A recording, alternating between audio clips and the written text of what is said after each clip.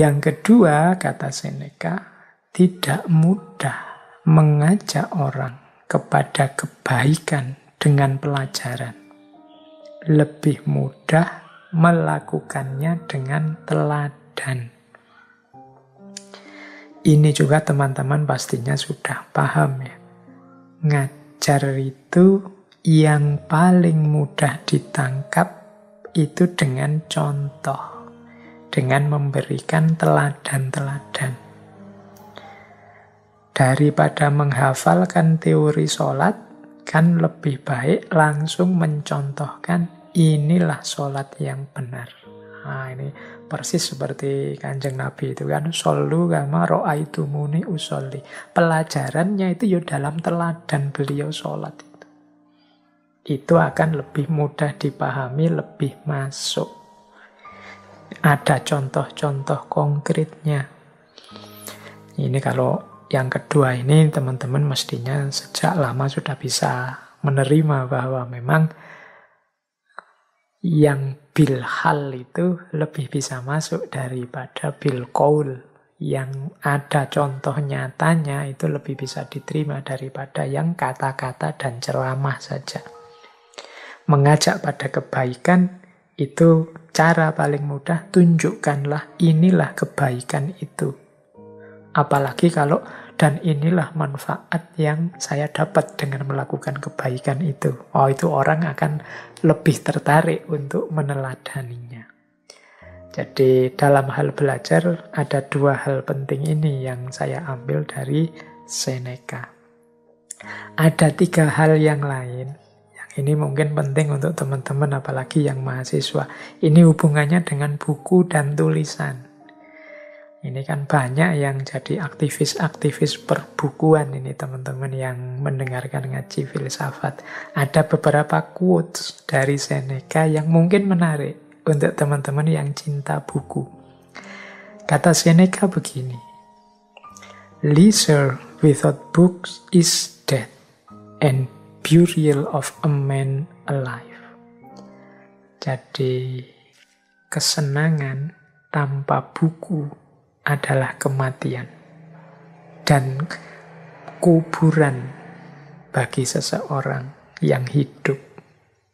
Jadi kesenangan-kesenangan kita itu kalau tidak diwarnai buku-buku itu seperti kematian dan kuburan. Ini sebenarnya menarik kalimat ini, berarti apa? Ayo kita gembira, ayo kita senang dalam hidup ini, tapi jangan lupa buku-buku, jangan lupa belajar, jangan lupa meningkatkan wawasan keilmuan. Leisure. Leisure itu kan artinya senang-senang. Yuk ngopi-ngopi, nongkrong-nongkrong, guyon-guyon, tapi tetap ada bukunya, tetap ada ilmu dan wawasan yang berputar di situ. Jadi leisure without book is death, and burial of a man alive. Jadi kegembiraan tanpa buku itu seperti kematian dan kuburan bagi orang yang hidup. Kalau hanya ketawa-ketawa saja, kalau hanya seneng-seneng saja, ngopi-ngopi, ngerokok saja, ndak ada wawasan yang tambah, ndak ada pengetahuan yang bertambah, itu kayak kuburan, kayak kematian. Maka harus ada buku di situ. Ini sebenarnya dorongan untuk kita belajar kapanpun dan dimanapun.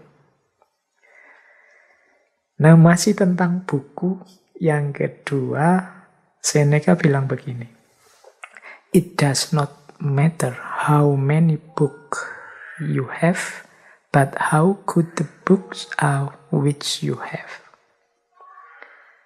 Tidak masalah berapa banyak buku yang kau miliki, namun seberapa bagus buku yang kamu miliki. Nah, ini bagi kolektor-kolektor buku, teman-teman yang suka membaca. Ternyata kata Seneca, yang penting itu bukan kuantitasnya, tapi kualitasnya buku. Punya banyak buku, kok isinya buku begitu-begitu semua. Apalagi buku bacaan lagi.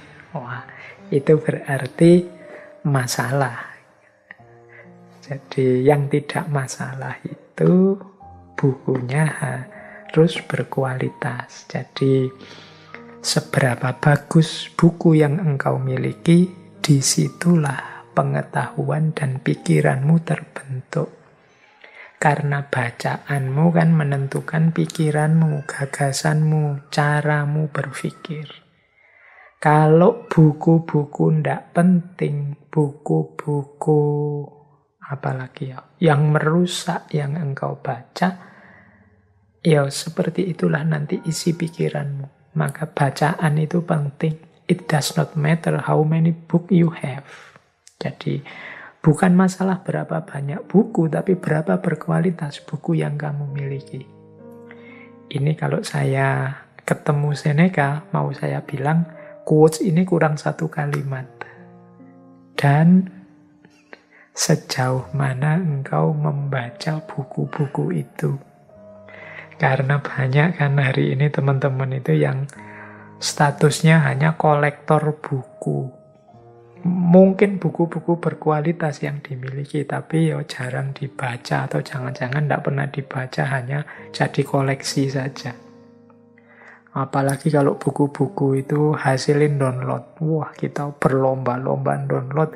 Kalau ada teman punya PDF-nya buku apa, kita minta-minta ngantri. Kita koleksi di laptop kita sebanyak mungkin. Ning ya ora ono sing diwaca. Hanya jadi koleksi saja. Itu kan status kita akhirnya bukan jadi pembaca buku, tapi kolektor buku.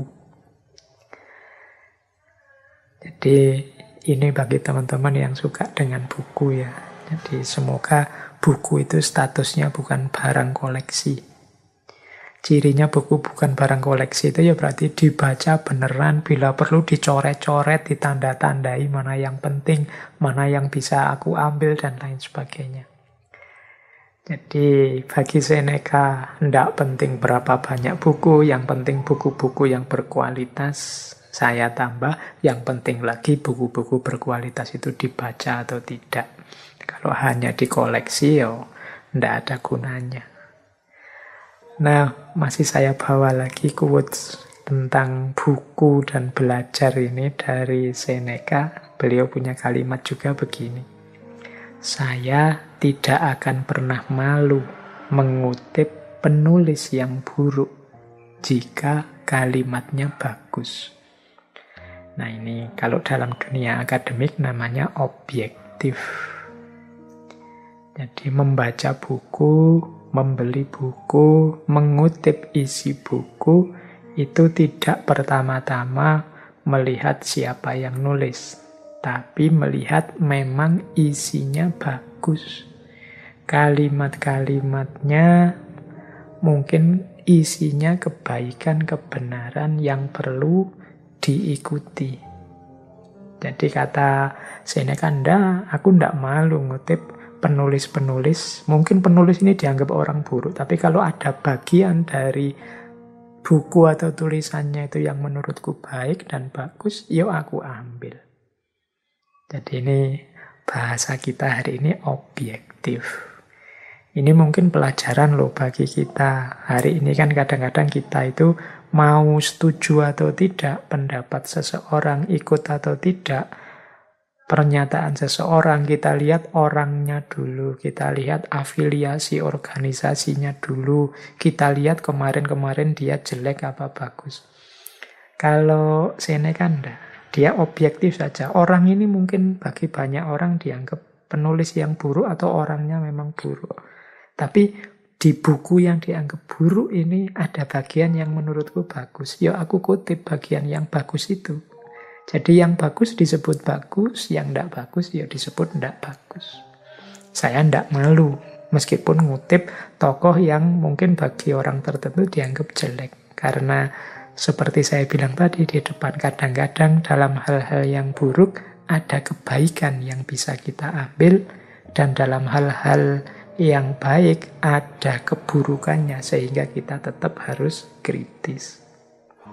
Jadi ini salah satu tuntunan dari Seneca. Ini kalau pakai bahasa agama mungkin ya unzur makola wala tanzur mangkola. Lihatlah apa yang dikatakan, jangan melihat siapa yang berkata. Baik, wah waktunya tinggal sedikit. Sebenarnya masih sangat banyak petuah-petuah, nasihat-nasihat dari Seneca ini. Cuma ya karena keterbatasan waktu kita tidak bisa mengulas semuanya, masih banyak tema-tema yang lain. Kita malam hari ini hanya membahas beberapa tema. Ini waktunya sudah mepet. Yang terakhir, baiklah kita tutup saja dengan satu quotes kebijaksanaan dari Seneca. Sebenarnya tentang kebijaksanaan ini banyak, panjang. Saya ambil satu ya. Beliau menyatakan begini antara lain.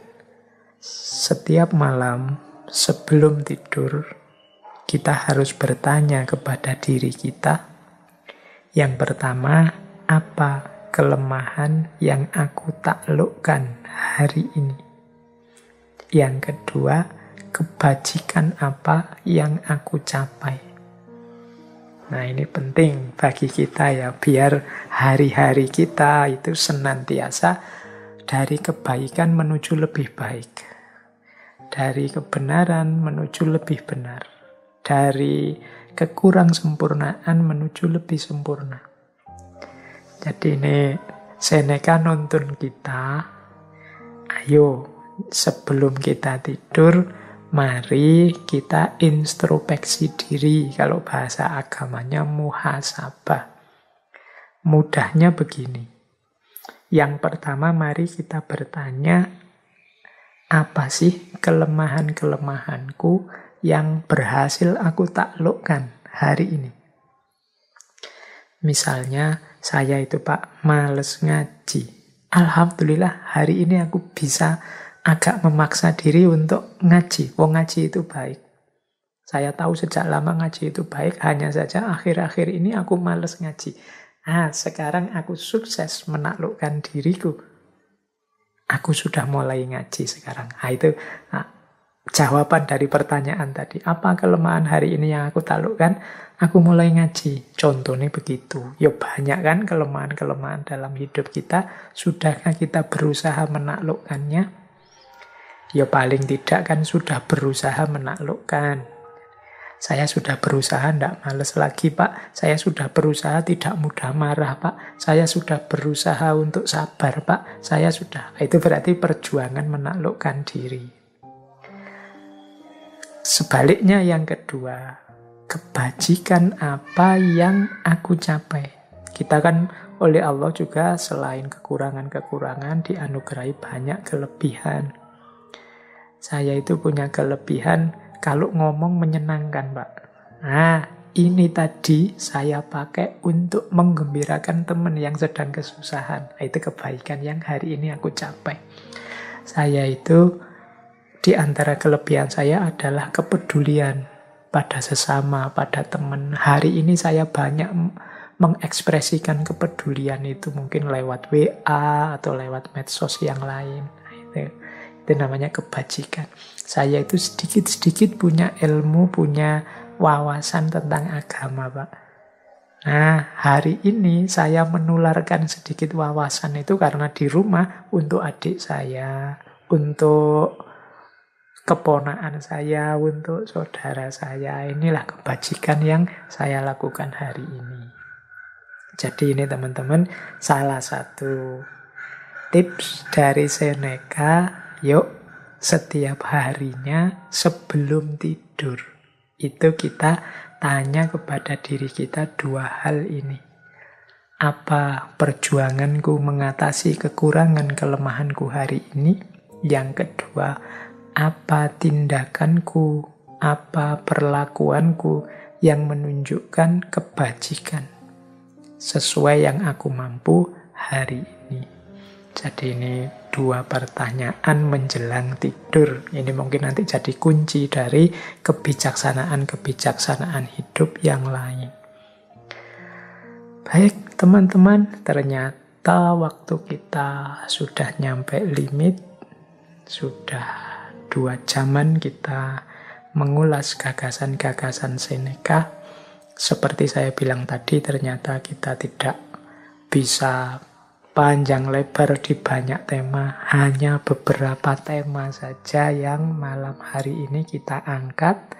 Di antaranya tentang kehidupan, perjuangan, kesederhanaan, kebahagiaan, kesia-siaan, dan tentang belajar. Semoga yang sedikit ini membawa pengaruh baik, sedikit-sedikit juga membantu kita menata hidup kita menjadi lebih baik dan lebih baik. Paling tidak malam hari ini kita bisa menjawab pertanyaan, apa kebajikan yang hari ini kita lakukan? Antara lain ngaji filsafat ini. Kita menetapi perintah agama, kewajiban kemanusiaan untuk belajar. Baik teman-teman, saya kira itu kajian kita untuk malam hari ini. Mohon dimaafkan kalau ada keliru-keliru. Saya merasa mungkin tadi di beberapa tempat harusnya saya bilang Seneca, malah keluarnya Socrates. Ya, selip-selip kata menunjukkan bahwa kita ini memang manusia biasa yang banyak alpa, banyak kurang, banyak khilaf. Saya akhiri sekian, kurang lebihnya mohon maaf. Wallahul muwafiq, wallahu a'lam bissawab. Wassalamualaikum warahmatullahi wabarakatuh.